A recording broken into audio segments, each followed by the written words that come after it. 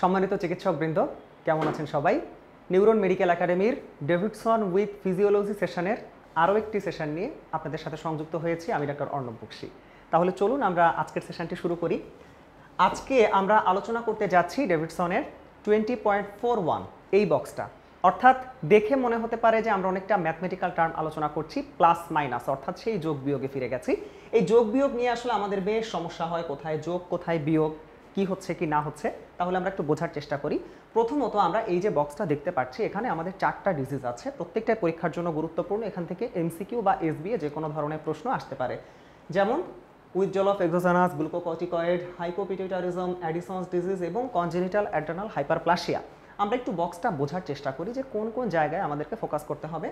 যেমন দেখুন, glucocorticoid insufficiency, mineralocorticoid insufficiency, ACTH excess এবং অ্যাড্রেনাল অ্যান্ড্রোজেন ডেফিসিয়েন্সি। অর্থাৎ আমাদের মূলত এই 4টা ফ্যাক্টর বুঝতে হবে। যদি আমরা বুঝতে পারি তাহলে এই ডিজিজগুলো সম্পর্কে আমাদের খুব স্বচ্ছ একটা ধারণা হয়ে যাবে। তাহলে আমরা একটু বিস্তারিত বোঝার চেষ্টা করি। আমরা যখন 4টা ডিজিজ পড়বো, আমাদের ঘুরে ফিরে যে বিষয়গুলো আসবে, হাইপোথ্যালামো পিটুইটারি অ্যাড্রেনাল অ্যাক্সিস, এই অ্যাক্সিসটা আমাদের বারবার আসবে। তাহলে হাইপোথ্যালামাস থেকে আমরা জানি আসে কর্টিকোট্রপিন রিলিজিং হরমোন। তাহলে কর্টিকোট্রপিন রিলিজিং হরমোন আসছে, যেটা স্টিমুলেশন দিচ্ছে অ্যান্টেরিয়র পিটুইটারি গ্ল্যান্ডকে। এবং অ্যান্টেরিয়র পিটুইটারি গ্ল্যান্ড থেকে কি আসে আমরা সবাই জানি, অ্যাড্রেনোকর্টিকোট্রপিক হরমোন। সেই অ্যাড্রেনোকর্টিকোট্রপিক হরমোনের স্টিমুলেশনে অ্যাড্রেনাল গ্ল্যান্ড থেকে রিলিজ হচ্ছে কর্টিসল। শুধু তাই নয়, কর্টিসল যে আসে তা নয়, কর্টিসল এবং অ্যান্ড্রোজেন। আমরা জানি যে অ্যাড্রেনাল গ্ল্যান্ডের কর্টেক্সের আমরা যদি লেয়ার করি, 3টা লেয়ার থাকে। Most external layer, that is zona glomerulosa, এরপর জোনা ফ্যাসিকুলেটা এবং জোনা রেটিকুলারিস। এবং চিকিৎসকবৃন্দ আপনারা জানেন, most external layer of adrenal cortex, that is zona glomerulosa, that is insensitive to ACTH. তার উপর এসিটিএইচ এর কোনো ইফেক্ট নেই। তাহলে এসিটিএইচ যখন আসবে তখন কোন 2টা হরমোন তৈরি হবে? সবাই জানি আমরা, এই ফ্যাসিকুলাটা থেকে কর্টিসল এবং রেটিকুলারিস থেকে আসবে অ্যাড্রেনাল অ্যান্ড্রোজেন। তাহলে এই বেসিক কনসেপশনটা আমাদের মাথায় রাখতে হবে। এবার আমরা একটু ভেঙে ভেঙে পড়ার চেষ্টা করি। যেমন প্রথম যে পয়েন্টটা ছিল আমাদের, উইথড্রল অফ এক্সোজেনাস গ্লুকোকর্টিকয়েড।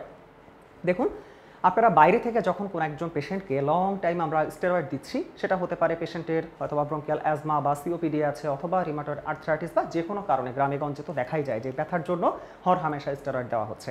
তাহলে লং টাইম যখন আমরা বাইরে থেকে স্টেরয়েড দিচ্ছি, তাহলে কি হচ্ছে, আমাদের এক্সোজেনাস স্টেরয়েডের কারণে এই স্টেরয়েড আমাদের অ্যাড্রেনাল যে অ্যাক্সিসটা আছে, অর্থাৎ এসিটিএইচকে সাপ্রেস করে দিচ্ছে।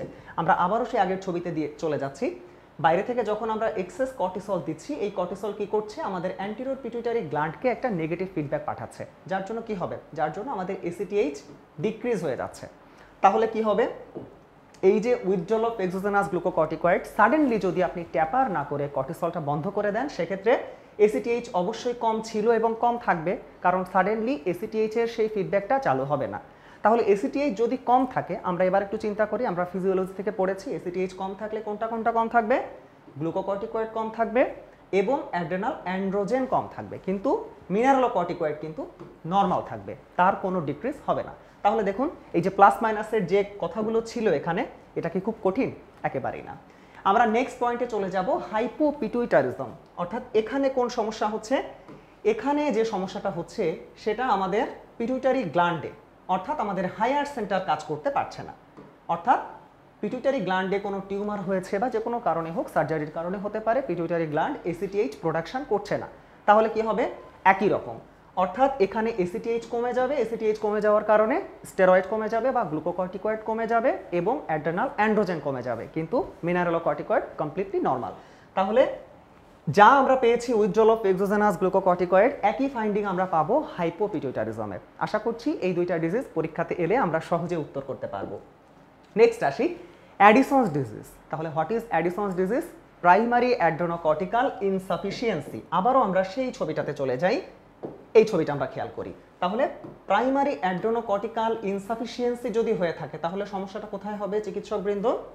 সমস্যাটা হবে আমাদের অ্যাড্রেনাল গ্ল্যান্ডে। তাহলে অ্যাড্রেনাল গ্ল্যান্ড কোনোভাবেই কোনো হরমোন তৈরি করতে পারছে না। অর্থাৎ এই যে 3টা লেয়ার আমি দেখানোর চেষ্টা করেছি, জোনা গ্লোমেরুলোসা, ফ্যাসিকুলেটা, রেটিকুলারিস, কোনো লেয়ারই কোনো হরমোন তৈরি করতে পারছে না। তাহলে কি হবে, গ্লুকোকর্টিকয়েড ডেফিসিয়েন্সি থাকবে, মিনারেলোকর্টিকয়েড ডেফিসিয়েন্সি থাকবে এবং অ্যাড্রেনাল অ্যান্ড্রোজেন সেটাও কম থাকবে। এবং আমরা জানি যখন গ্লুকোকর্টিকয়েড কমে যাচ্ছে, অ্যান্ড্রোজেন কমে যাচ্ছে, তারা কি করবে? তারা তখন একটা পজিটিভ ফিডব্যাক বাড়িয়ে এসিটিএইচ এক্সেস করবে, এসিটিএইচ বেড়ে যাবে। তাহলে এই পেশেন্টের আমরা কি কি ফিচার পাবো আমরা একটু অ্যানালাইসিস করি। অ্যাডিসন্স ডিজিজে গ্লুকোকর্টিকয়েড কমে যাবে, মিনারেলোকর্টিকয়েড কমে যাবে, অ্যান্ড্রোজেন কমে যাবে এবং এই দুইটা কমে যাওয়ার কারণে এসিটিএইচ বেড়ে যাবে, যার জন্য কিন্তু আমরা হাইপার পিগমেন্টেশন পাই প্রাইমারি অ্যাড্রেনোকর্টিকাল ইনসাফিসিয়েন্সি বা অ্যাডিসন্স ডিজিজে। নেক্সট আমাদের আরেকটা টপিক বাকি আছে, কনজেনিটাল অ্যাড্রেনাল হাইপারপ্লাসিয়া। তাহলে কনজেনিটাল অ্যাড্রেনাল হাইপারপ্লাসিয়াতে মূল প্যাথোলজি যেটা হয়ে থাকে স্টেরয়েড বায়োসিনথেটিক ডিফেক্ট, অর্থাৎ আমাদের অ্যাড্রেনাল কর্টেক্সের এক্সটার্নাল দুইটা লেয়ার কাজ করতে পারে না, সহজ কথায়। অর্থাৎ এক্ষেত্রে স্টেরয়েড তৈরি হচ্ছে না বা গ্লুকোকর্টিকয়েড তৈরি হচ্ছে না এবং মিনারেলোকর্টিকয়েড তৈরি হবে না। তাহলে আপনারা চিন্তা করুন, যদি গ্লুকোকর্টিকয়েড কমে যায় এবং মিনারেলোকর্টিকয়েড কমে যায়, তাহলে এই লো গ্লুকোকর্টিকয়েড কি করবে? সে এসিটিএইচকে একটা পজিটিভ ফিডব্যাক পাঠাবে, অর্থাৎ পিটুইটারি গ্ল্যান্ড থেকে এসিটিএইচ প্রোডাকশন বেড়ে যাবে, যার জন্য কি হবে? এখানে পিগমেন্টেশনটা হবে এবং এই এসিটিএইচ এসে বারবার অ্যাড্রেনাল গ্ল্যান্ডের ওপর কাজ করবে। আমরা আবারও সেই ছবিটাতে চলে যাই। দেখুন, যখন এসিটিএইচ বেড়ে যাচ্ছে, হাই এসিটিএইচ এসে অ্যাড্রেনাল গ্ল্যান্ডের ওপর কাজ করবে এবং এসিটিএইচ বারবার চেষ্টা করবে অ্যাড্রেনাল গ্ল্যান্ডকে ধাক্কা দিয়ে স্টেরয়েড তৈরি করার, অ্যান্ড্রোজেন তৈরি করার। কিন্তু আমরা কি বলেছি? অ্যাড্রেনাল গ্ল্যান্ডের এক্সটার্নাল দুইটা লেয়ার কোনো হরমোন তৈরি করতে পারছে না, কারণ স্টেরয়েড বায়োসিনথেটিক ডিফেক্ট আছে। যার জন্য কি হবে? যে লেয়ারটা ভালো আছে, অর্থাৎ মোস্ট ইন্টারনাল লেয়ার রেটিকুলারিস লেয়ারটা ভালো আছে, সো এসিটিএইচ এসে পুরোপুরি কাজ করবে এই রেটিকুলারিস লেয়ারের ওপর, যার জন্য হিউজ অ্যান্ড্রোজেন প্রোডাকশন হবে। সো আমরা জানি যে মেল পার্সনের ক্ষেত্রে যদি অ্যান্ড্রোজেন বেড়ে যায় সেক্ষেত্রে খুব বেশি সমস্যা কিন্তু হয় না। সেক্ষেত্রে কি হবে? অ্যান্ড্রোজেনিক ইফেক্টগুলো একটু বেশি বেশি হবে বা আমরা যাকে বলতে পারি প্রিকশাস পিউবার্টি হতে পারে। বাট ফিমেল পার্সনে যদি এই হিউজ অ্যান্ড্রোজেন থাকে সেক্ষেত্রে কি হবে? হার্সুটিজম হবে, অ্যামেনোরিয়া হবে বা ফ্রন্টাল বেল্ডিং হতে পারে, ব্রেস্ট অ্যাট্রফি, এরপর ক্লাইটোরোমেগালি বা ভয়েস ডিপেনিং, মাসেল হাইপারট্রফি, অর্থাৎ এই হাই অ্যান্ড্রোজেন লাইক ফিচার নিয়ে ফিমেল পার্সন আমাদের কাছে প্রেজেন্ট করবে, that is congenital adrenal hyperplasia.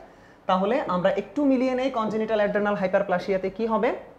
এক্ষেত্রে গ্লুকোকর্টিকয়েড কমে যাচ্ছে, মিনারেলোকর্টিকয়েড কমে যাবে, কিন্তু অ্যান্ড্রোজেনটা বেড়ে যাবে ডিউ টু হাই এসিটিএইচ। একই সাথে আমরা পিগমেন্টেশন পাবো। তাহলে এই যে বক্সটা প্লাস মাইনাস আশা করছি এখন আমরা বুঝতে পারবো।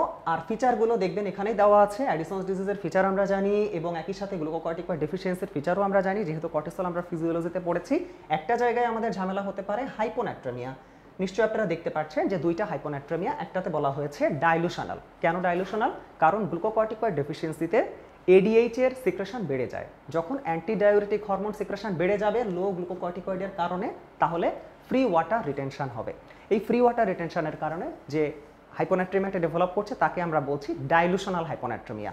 অন্যদিকে মিনারেলোকর্টিকয়েড বা অ্যালডোস্টেরনের ফাংশন আমরা জানি কি কাজ করে?